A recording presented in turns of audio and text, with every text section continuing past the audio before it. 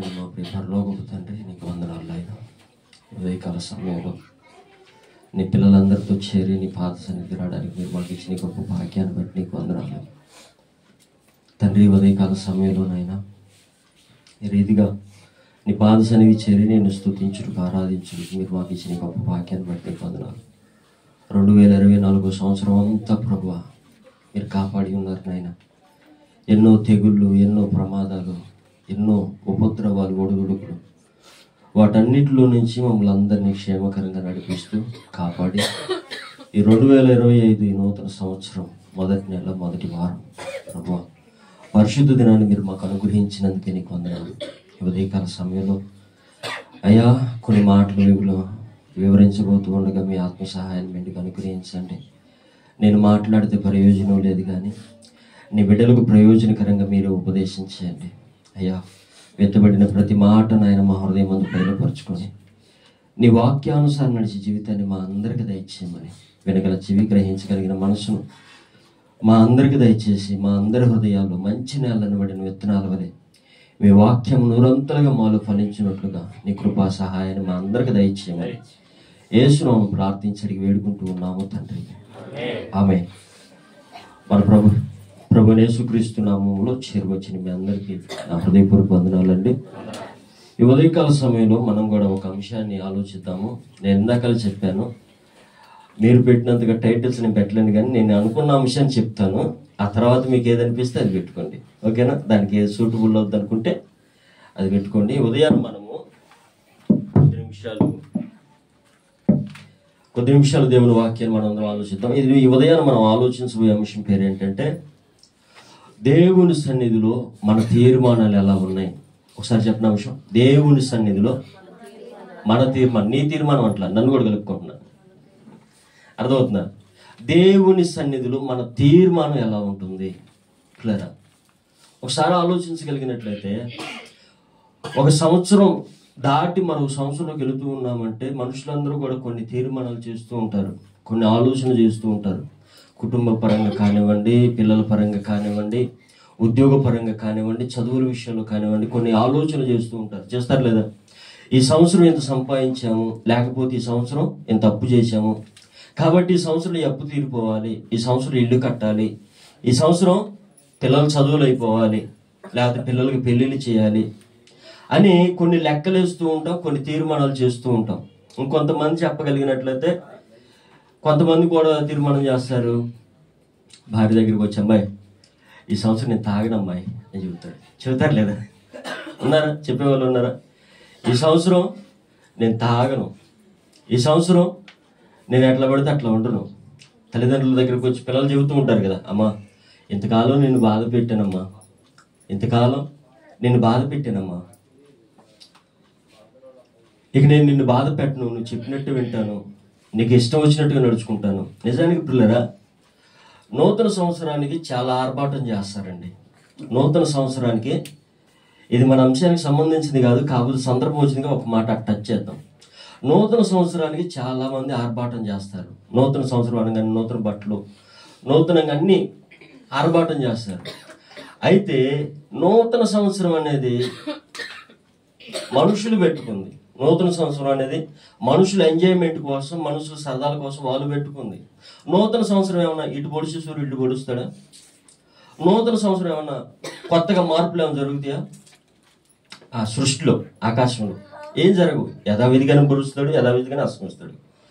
అయితే మరి నూతన సంవత్సరం జరగవలసింది ఏంటి? నూతన పరచబడవలసింది ఏంటి? నూతన సంవత్సరం కొత్త బట్టలు కట్టుకున్నాము, సంవత్సరానికి కొంతమంది వచ్చేవాళ్ళు ఉంటారు, కొత్త సంవత్సరం మందిరానికి వచ్చేవాళ్ళు ఉంటారు. వచ్చాము, తిన్నాము, తాగాము, వెళ్ళిపోయాము, మంచి వంటకాలు చేసుకున్నాం అన్నట్టు కాదు. ఒక మాట ప్రసంగి చెబుతాడు. ప్రసంగి గ్రంథం 1వ అధ్యాయం 9వ వచనంలో ఒక మాటను చదవండి. 1వ అధ్యాయం 9వ వచనం.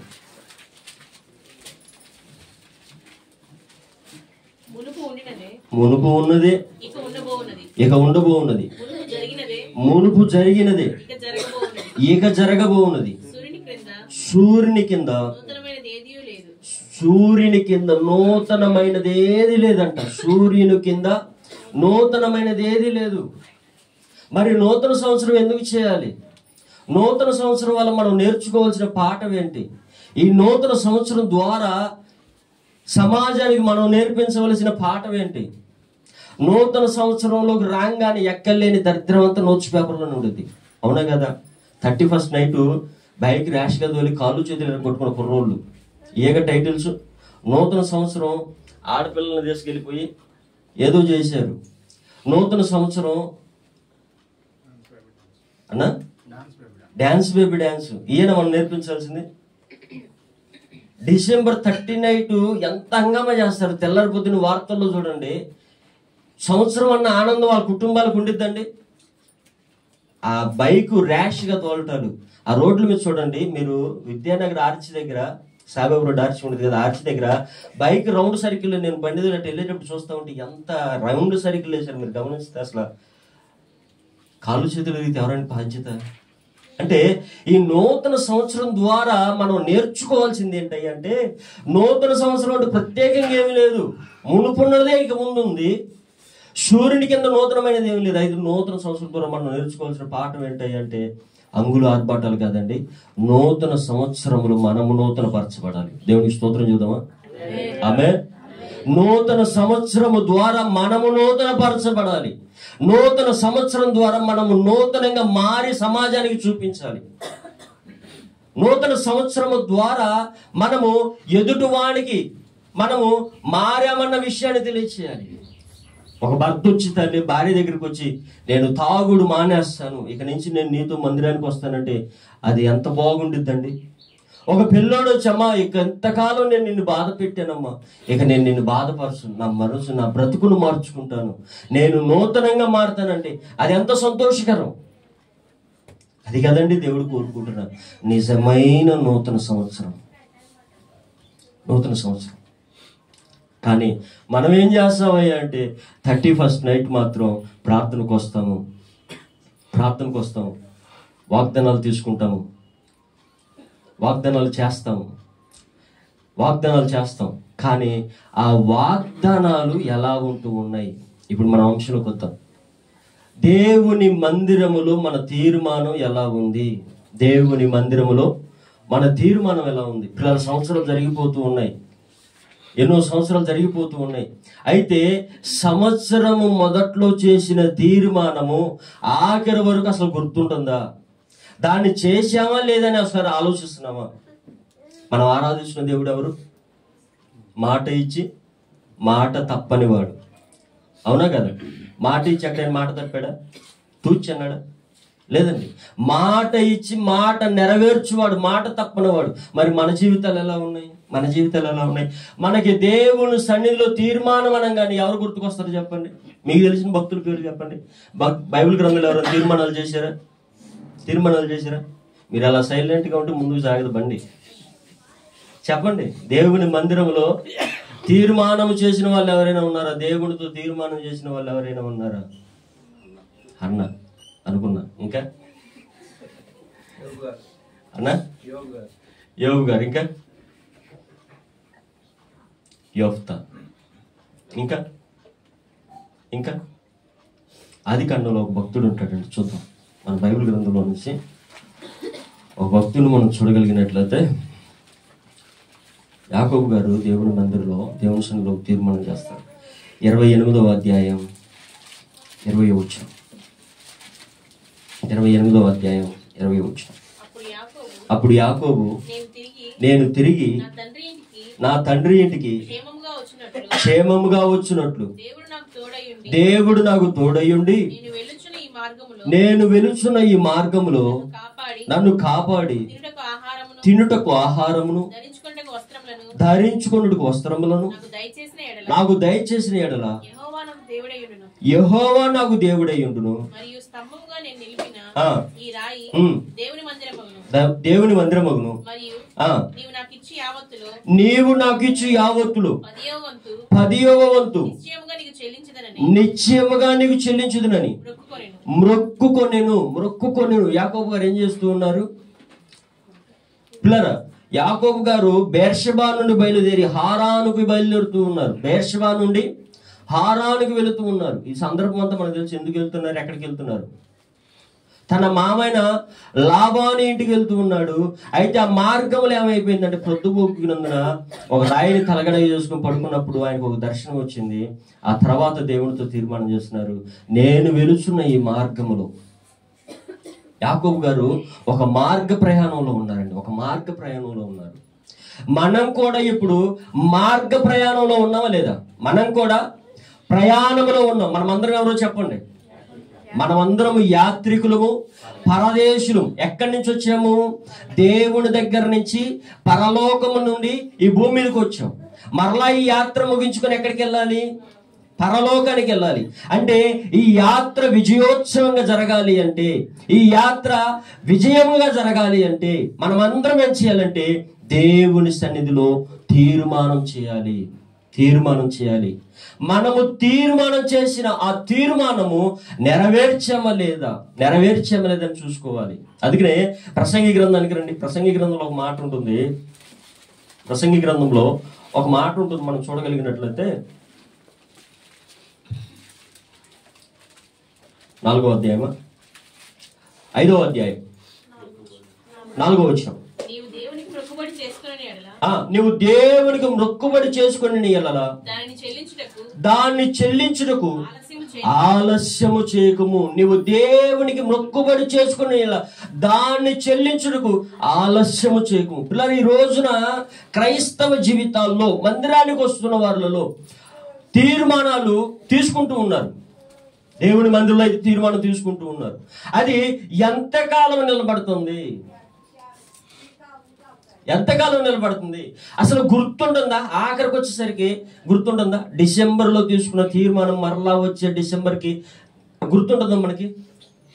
చాలా మంది చూడండి, చాలా మంది ప్రార్థన చేస్తారు, ప్రభువా నాకు ఉద్యోగం కావాలయ్యా, ప్రభువా నాకు పిల్లలు కావాలయ్యా, ప్రభువా నాకు ఇల్లు కావాలయ్యా. ప్రార్థన చేస్తారు లేదా? ప్రభువా నాకు గనుక ఒక ఇల్లు ఇచ్చావంటే ఆ ఇంట్లో నిత్యము నేను నిన్ను స్తుతిస్తాను ప్రభువా. ఒక్క ఇల్లు కనుక ఇచ్చావంటే నిన్ను మర్చిపోను ప్రభువా. ఓకే, అమ్మగారి ప్రార్థన దేవుడు ఆలకించి సరే తీసుకోపోని ఇల్లు ఇస్తాడు. ఇల్లు పూర్తయిపోయిన కాడి నుంచి ఆ ఇంట్లో ప్రార్థన జరుగుతుందా?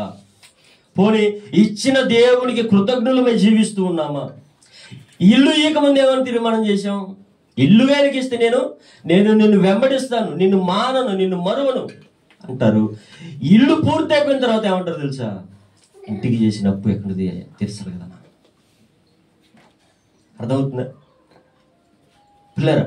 ఒక ఉద్యోగం కొరకు ప్రార్థన చేశారనుకోండి, ప్రభువా నువ్వు నాకు కనుక ఉద్యోగం ఇచ్చావంటే అయ్యా నిన్ను వెంబడిస్తానయ్యా, అయ్యా నిన్ను విడిచిపెట్టను ప్రభువా. ఒక మాట చెప్పమంటారా? ఉద్యోగం ఇవ్వకముందే నయం అనిపించింది కొంతమందిని. అర్థమవుతుందా? ఉద్యోగం లేనప్పుడు కనీసం దేవుని సన్నిధిలోనే ఉంటారు. ఉద్యోగం వచ్చిన కానీ ఏమంటారు తెలుసా? ఎక్కడన్నా బిజీ అన్నా, తీరిక లేదన్నా, బిజీ అన్నా, అసలు కుదరదన్నా, రాలేని పరిస్థితి అన్నా, రావాలని ఉన్నా అన్నా రాలేని పరిస్థితి అన్నా. వింటున్నావా సమాజంలో ఎలాంటి మాటలు? దయచేసి చాలా సీరియస్గా చూడబాకండి. సమాజంలో ఉన్న పరిస్థితుల గురించి మాట్లాడతాను. మీరు ఎలా ఉన్నారో నాకు తెలియదు కదా. అర్థమవుతుందా పిల్లరా? ఈ రోజున మనిషి జీవితాల్లో అందుకనే నువ్వు దేవుని మందిలో మొక్కుబడి చేసుకుని దాన్ని చెల్లించుటకు ఆలస్యము చేయకము. ఒక మాట నేను చెప్తానండి, మీరు బాధపడినంటే మనకంటే ఒక మాట చెప్పాలంటే అన్నిలోనయ్యం. అవునా కదా? వాళ్ళు చూడండి ఏదైనా ఒక మొక్కుబడి అనుకున్నారు అంటే, ఇది చేస్తాను అన్నారంటే ఆ డబ్బులు ఉన్నా లేకపోతే అప్పు చేసినా సరే లారీ కట్టుకొని వాళ్ళ చుట్టాలందరిని ఎక్కించుకొని తీసుకొని వెళ్ళిపోయి చేస్తారు. నీకెలా తెలుసయ్యా అంటారేమో. ఆ పరిస్థితుల్లో నుంచి వచ్చిన వాళ్ళమే. అర్థమవుతుందా? ఏదైనా చేయాలంటే అసలు వాళ్ళు ఇచ్చిన ఆ కానుకలు మైకుల్లో చదువుతూ ఉంటే ఆశ్చర్యపోతూ ఉంటామండి. అంతగా ఖర్చు చేస్తారు, అంతగా కష్టపడతారు, అంతగా చేస్తారు. పిల్లరా, ఒత్తుత్తు దానికి ఆయన అంత చేస్తే నిజ దేవుని నమ్ముకున్న మనము, పిల్లరా జీవము కలిగిన దేవుని నమ్ముకున్న మనము, ప్రభు సన్నిధిలో తీర్మానం చేసిన మనము ఏమైపోతుందా తీర్మానం? ఈ రోజున ప్రభు పరిచయలో ఉంటాను ప్రభువా, అయ్యా నీ సన్నిధిని విడిచిపెట్టిన ప్రభువా, నీ కొరకు నేను బ్రతుకుతాను ప్రభువా, నీ కొరకు నేను జీవిస్తాను ప్రభువా అని తీర్మానం చేసిన మనము ఏమైపోతున్నాయి ఆ తీర్మానాలు? రాగలుగుతూ ఉన్నామా? దేవుని సన్నిధికి రాగలుగుతూ ఉన్నామా? పిల్లరా రాగలుగుతూ ఉన్నామా? సాయంత్రానికి నేను దేవుని సన్నిధిలో ఉంటున్నాను అన్నోళ్ళు ఒకసారి చేతులు ఎత్తండి. కంటిన్యూషన్గా నేను సీరియస్గా అడుగుతున్నాను. ప్రతిరోజు 365 రోజులు నేను సాయంత్రానికి పనులు మానేద్దంట్లా పనులు చేసుకోండి. ఈ రోజున ఒకవేళ మీరు గడుపుతూ ఉన్నారేమో, కానీ నాకు తెలిసిన పరిధిలో నేను చెప్తూ ఉన్నాను, మా కుర్రోళ్ళ గురించి నేను చెప్తూ ఉన్నాను, రాలేని పరిస్థితి. ఒళ్ళంతా పులిసిపోయిందన్న, ఒళ్ళు బాగా టైర్డ్ అయిపోయిందన్న, నేను రాలేని పరిస్థితి అని అంటారు. ఇట్లా ఈ రోజున మనము దేవుని సన్నిధిలో జీవమునిచ్చిన దేవుడిని ఆయన, మనకి బ్రతుకునిచ్చిన ఆయన, మనకు బ్రతుకునిచ్చిన ఆయనకి మనం ఏమి చెల్లించగలుగుతూ ఉన్నాము? మనకున్నవన్నీ కూడా పౌలు భక్తులు మాట అంటాడండి, నేనేమై ఉన్నానో అది దేవుని కృప, నాకున్నవన్నీ ఆయన ఇచ్చినవే. పిల్లరా, మనకున్నవన్నీ కూడా ప్రభువు ఇచ్చినవే, మనకున్నవన్నీ ప్రభువు ఇచ్చినవే. మరి అవన్నీ కూడా ఎవరి కొరకు? నా మాట అర్థం కాలేదు కదా. దేవుడు మనల్ని ప్రేమించి అనేకమైన వాటిని సమకూర్చి దేవుడు మనకి ఇచ్చాడు. ఉద్యోగం కానివ్వండి, ధనం కానివ్వండి, అన్నిటినీ సమకూర్చి ఇచ్చాడు. ఎందుకు ఇచ్చాడో తెలుసా? దేవుడు మనల్ని నమ్మాడు. మనకున్నవన్నీ కూడా పౌలు భక్తుడు అంటున్నాడు, నేనేమై ఉన్నానో అది దేవుడి కృప, నాకున్నవన్నీ దేవుడిచ్చినవే. దేవుడిచ్చిన వాటిని దేవుడి కొరకు వాడుతున్నాడు.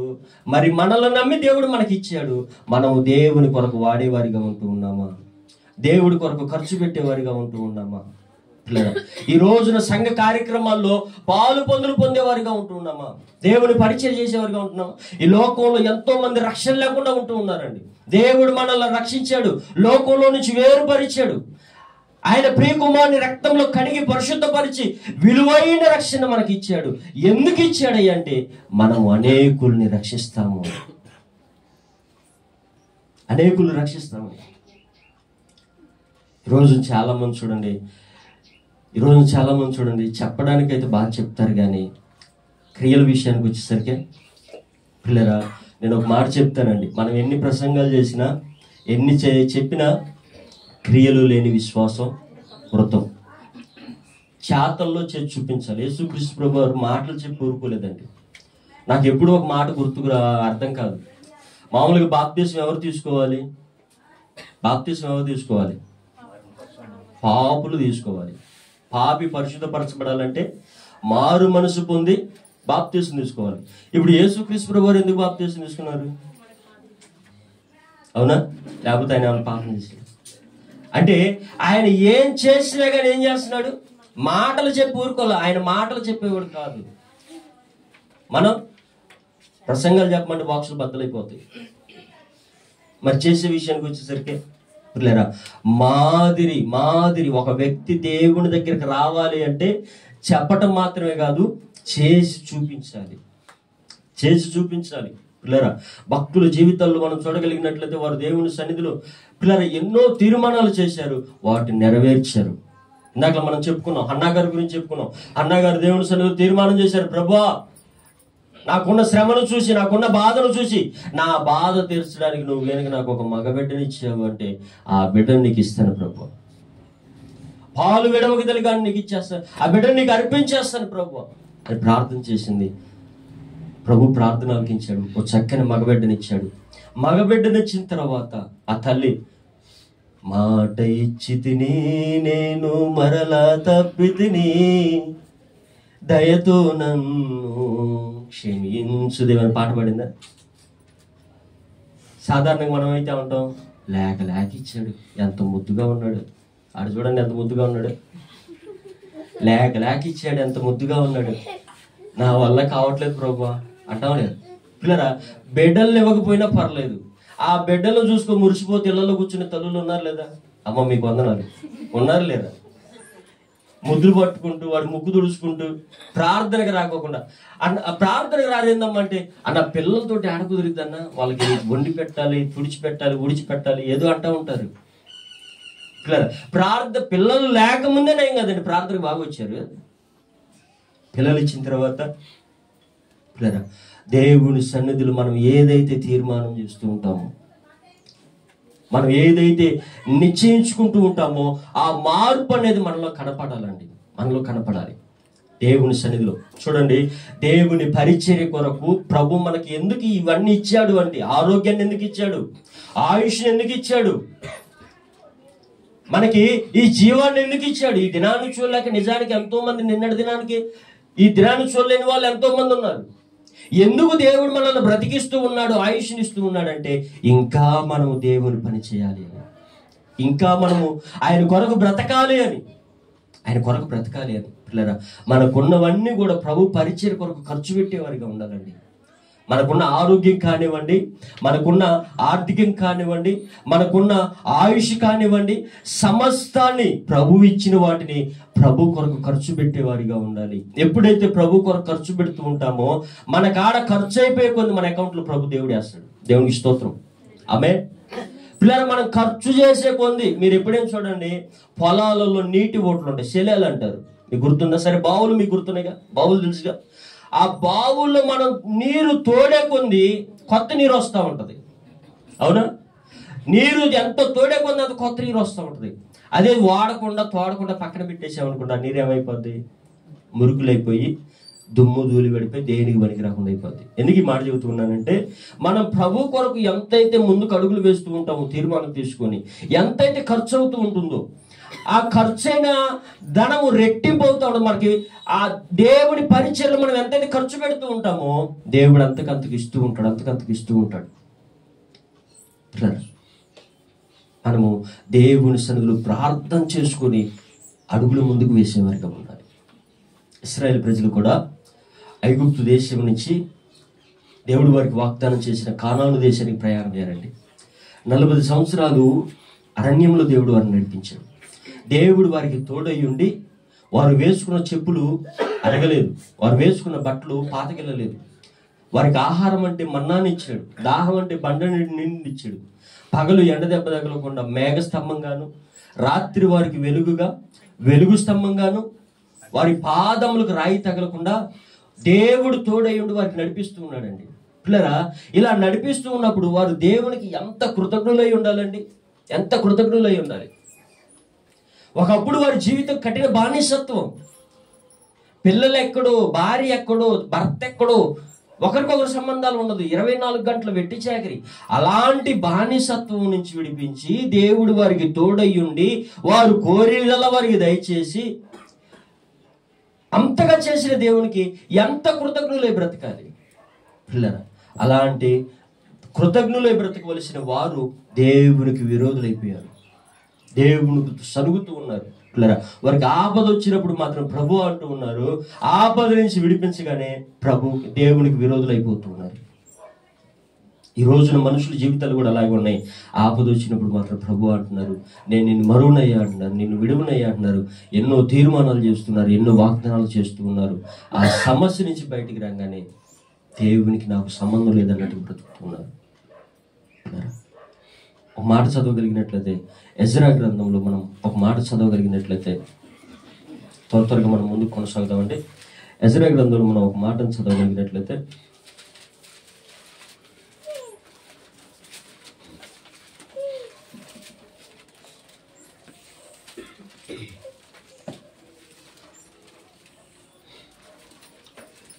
ఎనిమిదవ అధ్యాయం 21వ వచనం చదవక. ఎజ్రా గ్రంథం 8వ అధ్యాయం 21వ వచనం.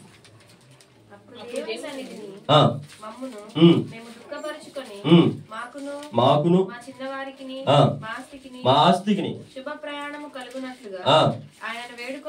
ఆయన వేడుకొనుటకు అహావా నది దగ్గర మేలు కలుగు చేయుటకై ఆయనను ఆశ్రయించు వారికి అందరికీ మా దేవుని హస్తము తోడుగా ఉండును గాని. చాలమ్మ. మా దేవుని హస్తం మేలు కలుగు చేయుటకై మా దేవుని హస్తము తోడుగా ఉండు. పిల్లల, దేవుని సన్నిధిలో మనం ఎప్పుడైతే దేవుని కొరకు బ్రతుకుతూ ఉంటామో, దేవుని కొరకు నిర్ణయాలు తీసుకుంటూ ఉంటామో, మనకు కావలసిన వాటన్నిటిలో కూడా దేవుడు మనకు తోడై ఉండి, ఆయన హస్తం మనకు తోడై ఉండి బలపరుస్తూ ఉంటది. ఇక్కడ ఎజ్రా నాయకత్వంలో వారందరూ కూడా ప్రయాణం చేస్తూ, ఆ ప్రయాణం కొరకు వారు ఉపవాసం ఉండి ప్రార్థన చేస్తూ ఉన్నారండి. శుభ ప్రయాణం కొరకు, వారి పిల్లలకి, వారి ఆస్తికి ఎలాంటి ప్రమాదాలు జరగకోకుండా అహావా నది దగ్గర వారు దేవుని సన్నిధిలో ఉపవాసం ఉండి ప్రార్థన చేస్తూ ఉన్నారు. పిల్లరా, మనం కూడా ఇప్పుడు ప్రయాణంలో ఉన్నాం. అర్థమవుతుందా? ఈ ప్రయాణం ముగించుకొని మనము ఈ యాత్రను ముగించుకొని మరలా ఎక్కడి నుంచి అయితే వచ్చాము అక్కడికి క్షేమంగా మనం చేరాలంటే దేవుని సన్నిధిలో మనం కూడా ప్రార్థించేవారిగా ఉండాలి, మంచి తీర్మానం చేసేవారిగా ఉండాలి. చూడండి, మంచి తీర్మానం తీసుకుని వాటి ప్రకారంగా మనం ఎప్పుడైతే బ్రతుకుతూ ఉంటామో దేవుడు మనకు తోడై ఉంటాడు. అందుకని దేవుడు వారికి ఏ విధంగా తోడై ఉన్నాడో 31వ వచనం చదవండి. ఎజ్రా గ్రంథం 8వ అధ్యాయం 31వ వచనంలో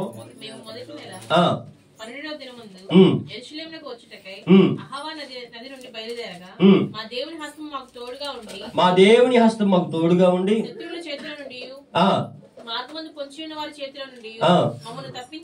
మమ్మను తప్పించినందున మేము యెరూషలేముకు వచ్చి 4వ దినమున ఈ మాట మీరు జాగ్రత్తగా గమనించండి. 4వ దినమున వెండి బంగారములను మా దేవుని మందిరమందు యాజకుడైన ఊరియా కుమారుడైన మెరిమోతు చేత తూనికి వేయబడును. తూనికి వేయబడును అంటే వారు దేవుని సన్నిధిలో ప్రార్థన చేశారు. ప్రభువా, మేము వెళుతున్న ఈ మార్గంలో, మన ప్రారంభంలో చదువుకున్న యాకోబు గారు ప్రార్థన చేశారు కదా. ఏమని ప్రార్థన చేశారు? నేను వెళుతున్న ఈ మార్గంలో నువ్వు గనుక నాకు తోడై ఉండి క్షేమంగా మరలా నా తండ్రి ఇంటికి నన్ను గనుక నువ్వు చేరిస్తే, తినడానికి ఆహారం, కట్టుకోవడానికి బట్టలు, నా ప్రతి అవసరాన్ని తీర్చి నువ్వు నాకు తోడుగా ఉంటే నేనేం చేస్తానన్నాడు? 10వ వంతు నీవు నాకు ఇచ్చి యావత్తులో 10వ వంతు చెల్లిస్తానన్నాడు. అలాగే వీరు కూడా ప్రార్థన చేస్తూ ఉన్నారు. ప్రభువా, మేము వెళుతున్న ఈ మార్గ ప్రయాణంలో మాకు, మా పిల్లలకి, మా ఆస్తికి శుభ ప్రయాణం కలిగినట్లుగా నువ్వు మాకు తోడై ఉండి నడిపించాయని ప్రార్థన చేశారు. దేవుడు వారికి తోడై ఉండి నడిపించాడండి. ఎలా నడిపించాడు తెలుసా? మేము మొదటి నెల 12వ దినం ముందు యెరూషలేముకు వచ్చుటకై అహవా నది దగ్గర బయలుదేరగా మా దేవుని హస్తం మాకు తోడుగా నుండి శత్రువుల చేతిలో నుండి ఎలా కాపాడంట దేవుడు? ఒక్కొక్క మాట జాగ్రత్త చదవండి. శత్రువుల చేతిలో నుండి, మార్గమందు పొంచి ఉన్న మమ్మును తప్పించినందున వారందరిని తప్పించినందున వారు ఏం చేశారు? క్షేమంగా వారు గమ్యానికి చేరారు. అక్కడ 3 దినాలు బస చేశారు. ఆ తర్వాత ఏం చేస్తూ ఉన్నారంటే వెండి బంగారములను, పాత్రలను మా దేవుని మందిరమందు యాజకుడైన ఊరియా కుమారుడైన మెరిమోతు చేత తూనిక వేయబడును. తూనిక వేయబడను అంటే తూకం వేశారు. తూకం వేసి ఏం చేశారు? సేవకుడికి ఇచ్చారు, దేవుడికి ఇచ్చారు. అంటే కృతజ్ఞతా కానుక, కృతజ్ఞతా అర్పణ. పిల్లరా, కృతజ్ఞత అనేది పిల్లరా మనము మాటల్లో చూపించేది కాదు, చేతల్లో చూపించేది. దావీదు గారు అంటారు పిల్లరా, నేను ఎక్కడో అడవిలో గొర్రెలు కాసుకునే నన్ను ఎంతటి భవనాన్ని ఇచ్చాడు, ఇశ్రాయేలు ప్రజల మీద రాజుగా చేశాడు. ఎంత భవనాన్ని ఇచ్చాడు, నేను ఇంత హంసతులిక తలపంపై ఉంటున్నాను. నా దేవుని మందసం మాత్రం డేరాల్లో ఉంది. కాబట్టి నేను ఒక దేవునికి మందిరం కట్టాలని నిర్ణయం తీసుకున్నాడండి. అర్థమవుతుందా? దేవుడు తన పట్ల జరిగించిన మేలులను బట్టి, కృతజ్ఞతను బట్టి ఏం చేశాడు? ఒక మంచి తీర్మానం తీసుకున్నాడు, నిర్ణయం చేశాడు. పిల్లరా, మరి మన జీవితాల్లో మనకి ఇన్ని సంవత్సరాలు దేవుడు తోడయ్యండి మనల్ని బ్రతికిస్తున్నాడు లేదా? పోషిస్తున్నాడు లేదా? కాపాడుతున్నాడు లేదా? ఏమండి? తలలోపండి కాపాడుతున్నాడు లేదా? మరి దేవుని సన్నిధిలో మనం ఏ మాత్రం తీర్మానం చేస్తున్నాం? దేవుని కొరకు ఏమైనా ఇచ్చేవారిగా ఉంటున్నావా? చాలా మంది అనేది అంటే ఆయన ఇచ్చిన వాటిని ఆయనకి ఇచ్చేది ఏందయ్యా అంటారు. ఆయన ఇచ్చినవి కొంత ఆయనకి ఇస్తే మరలా నీకు రెట్టింపిస్తాడు. అలా కాకుండా మొత్తం మనమే వాడుకున్నాం అనుకోండి. ఎందుకు మనకి ఇవన్నీ ఇచ్చాడండి? మనల్ని నమ్మాడండి దేవుని పరిచయలో వాడతామని. మనకు ఇచ్చిన ఉద్యోగం కానివ్వండి, మనకు వచ్చిన జీతం కానివ్వండి, మనకు వచ్చిన కష్టం కానివ్వండి. నేను ఎప్పుడు కూడా ఒక మాట అనుకుంటానండి, ఈ వారంలో 3 రోజులు మీటింగ్స్ ఉన్నాయి అనుకోండి. ఈ వారంలో నేను 3 రోజులు మీటింగ్స్ ఉన్నాయి అనుకోండి. వారానికి మొత్తం 6 రోజులు కదా, వారం మొత్తం మానేస్తారు. వారంలో 3 రోజులు మీటింగ్స్ ఉంటే వారం మొత్తం మానేస్తారు. చాలా మంది అంటారు, ఎరా పనికి పోలేదు ఎందుకంటే మీటింగ్స్ ఉన్నాయని అంటారు. మీటింగ్స్ కొరకు పనివాడని మానేస్తాడు అంటే, మొన్న నీకు జ్వరం వచ్చింది, నెల రోజులు ఇంట్లో పడుకోవాలా? మరి ఆ స్థితి లేకుండా దేవుడు చేశాడుగా. అర్థమవుతుందా? పిల్లరా, హాస్పిటల్లో మంచంలో పడితే నెల రోజులు కాదు 2 నెలలను పడుకోవాల్సింది. మరి ఆ స్థితి లేకుండా దేవుడు ఆరోగ్యాన్ని ఇచ్చాడు కదా. ఒక 6 రోజులు దేవుని పని చేస్తే ఏం పోయింది? పిల్లలు, మనం ఎప్పుడైతే అలా తీర్మానం తీసుకుంటూ ఉంటామో మన కుటుంబానికి, బిడ్డలందరికీ చక్కని ఆరోగ్యాన్ని ఇచ్చాడు, మనకి చక్కని ఆరోగ్యాన్ని ఇచ్చాడు, హాస్పిటల్కి వెళ్తే బిల్లు ఎంత అవుతున్నాయండి? నిజంగా చెప్తున్నాను, హాస్పిటల్కి వెళ్తే బిల్లు ఎంత అవుతున్నాయి? లక్షలైన ఖర్చు పెట్టాల్సి వచ్చింది. మా పాపకి ఒక పన్ను బీగడానికి వెళ్ళానండి. ఒక పన్ను క్లీన్ చేయించడానికి వెళ్తే ఒక పన్నుకి 2500 ఏం తీసుకున్నారు. అది రూట్ కెనాల్ చేయడానికి 2500 300 మొత్తానికి ఎంత తీసుకున్నాడు. నేను ఆ లెక్కన లెక్కేసుకున్నాను. మొత్తం పళ్ళు దేవుడు ఇచ్చాడు కదా, 32 పళ్ళు ఇచ్చాడు కదా దేవుడికి ఎంత ఇవ్వాలనుకున్నా. అర్థమవుతుందా? నిజంగా మన శరీరంలో ఉన్న అవయవాలు లెక్కేస్తే కొన్ని కోట్లే. మరి ఈ లెక్కన ప్రియులారా మనం ఆలోచించాలి. మనం దేవుని సన్నిధిలో తీసుకున్న తీర్మానం అన్ని విషయాల్లో మనము ప్రభు పరిచర్య కొరకు ఇచ్చేవారిగా ఉండాలి. కానుకలు పిల్లలు ఖర్చు పెట్టేవారిగా ఉండాలి. ఇంకొక మాట ఉండొద్దండి, బైబిల్లో ఒక మాట ఉండద్ది, మీ పైన నాయకులైన వారు మీ లెక్క అప్పచెప్పవలసిన వారై ఉన్నారు కనుక వారు దుఃఖముతో పనిచేస్తే మీకు ప్రయోజనం ఏమీ లేదు. వారు దుఃఖముతో కాక సంతోషముతో చేసే విధంగా మనం చేయాలి. సంఘమైన మనందరం కూడా ఏం చేయాలి? వారు దుఃఖముతో కాక, చదవండి మాట ఒకసారి చదవండి.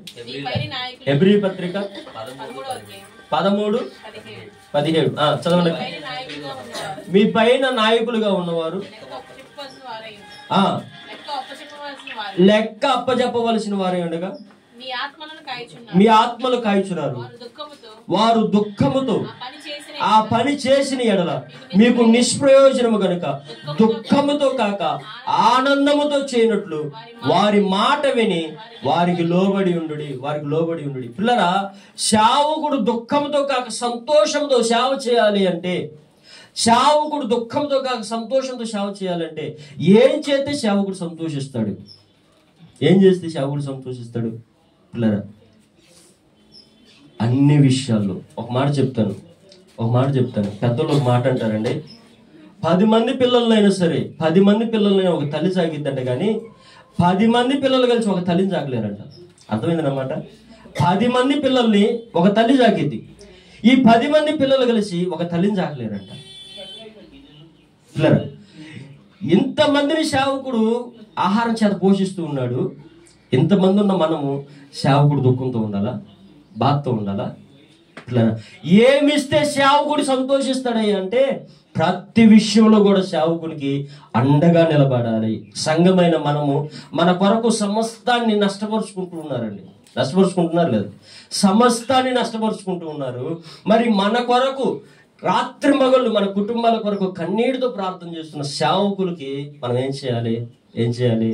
ఈరోజు చాలా మంది ఏం చేస్తున్నారంటే, పని చేస్తే ఖర్చు పెట్టరు, ఖర్చు పెడితే పని చేయరు. నీ ఖర్చు అవసరంలా?